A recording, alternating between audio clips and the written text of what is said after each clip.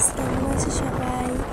তো আমি অনেকদিন ধরে তোমাদের সাথে ব্লগ শেয়ার করা হয়নি। তো আমার কাছে আমাদের এবারে ষষ্ঠীর ব্লগটা রয়ে গেছিলো, যেটা শেয়ার করা হয়নি। তো ভাবছি আজকে একটু শেয়ার করে দিই তোমাদের সাথে।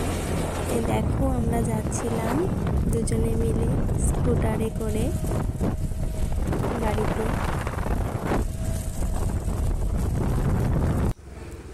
তো রাস্তায় যে দোকানে একটু দাঁড় হয়েছিলাম, সেখান থেকে কিছু সুইটস, তারপরে কিছু এমনি শুকনো খাবার এগুলো নিয়েছিলাম।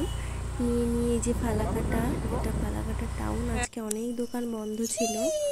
তারপরে দেখো, বাড়িতে এসে আমি কাকে পেয়ে গেছিলাম, এটা হলো আমার দাদার মেয়ে, ছোট্ট ভাস্তি। দেখো কি কিউট।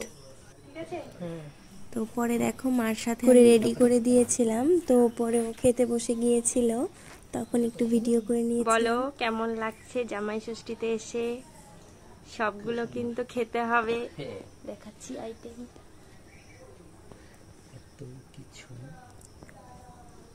সবকিছু কিন্তু খেতে হবে, ঠিক আছে? ভয়ের কি আছে?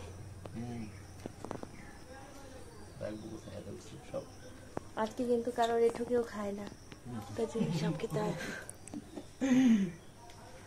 স্টার্ট করবা?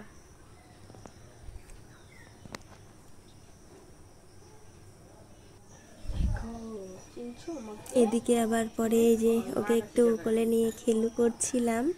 ও আবার আমাকে চিনতেই পারছিল না, অনেকদিন পরে দেখলো। তো মার কোল থেকে নামতেই চায় না।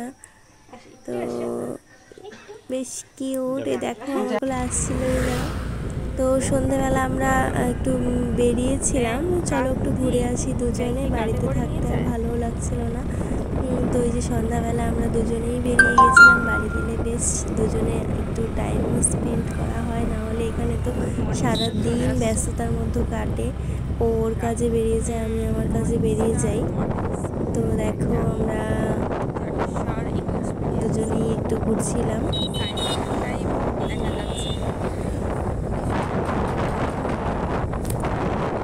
গার্ড থাকে তো রাত্রিবেলা, এখানে এসেও থাকে।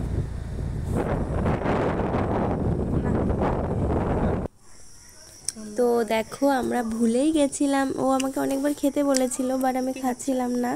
তো পরে আবার একটু রাস্তায় ঘুরে এসে আবার আমরা গেলাম মিশাল আনতে। তো 12 মিশালে একবারে নিয়ে এসেছিলাম, কই চলো বাড়িতে গিয়েই খাবো একবারে। পরে বাড়িতে এসে খাচ্ছিলাম, বাবাকে অল্প দিয়েছিলাম আর আমরা খাচ্ছিলাম বারান্দায় বসে। এদিকে অনেক ঝাল, কেমন টেস্ট?